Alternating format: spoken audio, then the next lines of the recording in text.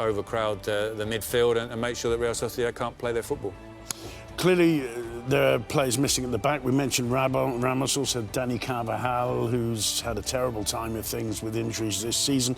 Do you agree with me that Lucas Vázquez has been an excellent replacement? I don't want to call him a substitute, but he's been called on so often by Zinedine Zidane. He's one of those players like Nacho, who's playing alongside Varane in midfield today, who are quite happy to play out of position, just delighted to wear the shirt and help the manager, it seems. Yeah, absolutely. And I thought at the beginning of the season, well, when Lucas Vázquez started playing in the team as a right back, they didn't have to rush Carvajal back. And obviously they kind of nursed him back and wait for the right time to have him back.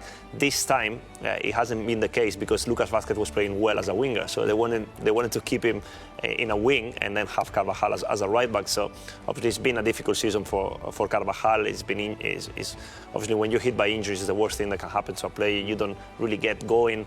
And but I think that with Lucas Vázquez, they got a really good replacement and someone that can actually deliver and gives you something extra going forward, because Carvajal is excellent going forward, and maybe he doesn't have the composure that Lucas might have, when he has to cross the ball and deliver those crosses in. And obviously the service is not going to get probably from Isco and Asensio. He'll get it from both Ferland Mendy on one side and Lucas Vázquez on the other side. And it's interesting because really the player who's back from injury and who was bought specifically to cover for Dani Carvajal, former Real Sociedad player himself, is Odriozola, starting on the bench today. I don't know if he'll be pleased or relieved about that. Yeah, Odriozola still doesn't really convince, does he, as a full-back? I think he's a player who we've seen so many teams now switching to play three centre-backs and wing-backs, so I think Odriozola would enjoy that system. He struggles a little bit more in a flat-back four, and at the moment Lucas and Mondi are the back four of Gorosabal, Subeldia, Lenormand and Nacho Monreal. In the double pivot, Guevara and Zubimendi, who was so impressive earlier in the season. Playing behind the lone striker, wide on the right, Porto on the left, Oyarzabal in the hole behind the striker, the brilliant David Silva, and up front the massively on form Alexander Isak. 9 goals from his last 12 shots. He's been doing astonishingly since the turn of the year. 6 goals in his last 3 games, all last month, the month of February. 9 goals in 2021, 12 in total in La Liga. It's going to be really tough, I think, for Real Sociedad to hold on to him, isn't it? He's just turned the corner, it seems. Yeah, absolutely. We could see the potential he had. I think we've often spoken about him in the shows and how good he can be, and he's actually fulfilling that potential this season. The departure of William José has given him a little bit more, let's say, he's more calm. He knows he's the number one choice, where there were, depending on games, William José was playing ahead of him. Then there was times where it was actually Isak ahead, but it was no clear who was the number one choice for Emmanuel Alguacil. Now with Carlos Fernández, who is an excellent footballer, but he needs to settle into the new reality at Real Sociedad. He knows that he's the main man, and that confidence, is showing in games. I mean, he's scoring from every angle. He's not only scoring goals, but creating chances for the others. His link-up play is perfect. He's big and strong enough and pacey enough to go out wide and create problems to defenses from different positions. As Gerard Moreno, we were talking about him earlier, he likes to play on the right. He likes to go on the left as Benzema and start playing from there. And he knows now that when David Silva is there, he has to make the movement. And the game against Alaves was a perfect example. First, David Silva in the second half, but the assist from Merino for the first goal. He makes the right movements at the right time, and he's a top striker. I think that he can actually be one of the best strikers in Europe.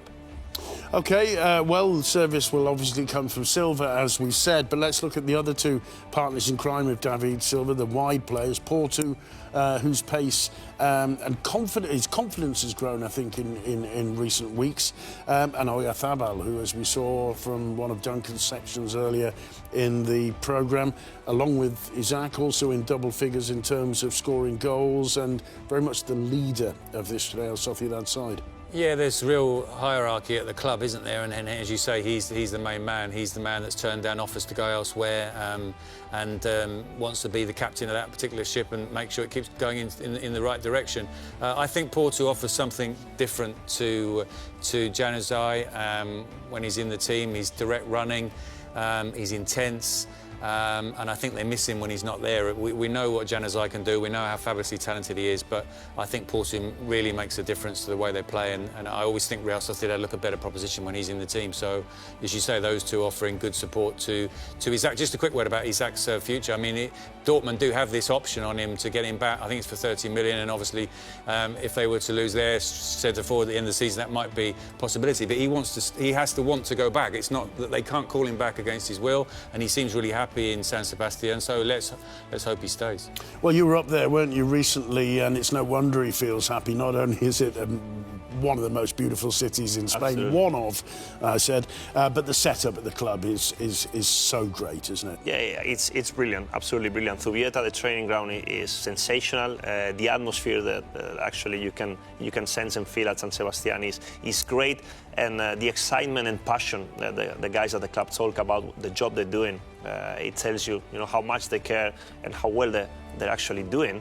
And it was actually, when you speak to them, they wouldn't change anything of the team they got. I think looking ahead for next season, I don't think there's an area of improvement. It depends on the players that are going to leave, and probably one of the names is Alexander Isak. I mean, if a big team comes with a great offer, or if he wants to leave and go back to Dortmund, then we'll have to think about replacements. But at the moment, they're happy, and with the team they got, with the managers they've got, there's a project that they've been working hard behind the scenes for years, and now they're starting to collect, obviously, how do you say it in English? The rewards of the work you've been doing. Yeah, and it's interesting what Pete said about Isaac feeling happy there. One of the players who's injured tonight and not available is Mendy, of course, who burst onto the scene at Real Sociedad, went to Madrid, it didn't work out, and was delighted to go back. Maybe Odriozola could be another case in point in the future. Who knows? One of the people you would see if you went up to Zubieta is Mikel Labaca, the number 2 to Imanol Alguacil. And here he is speaking to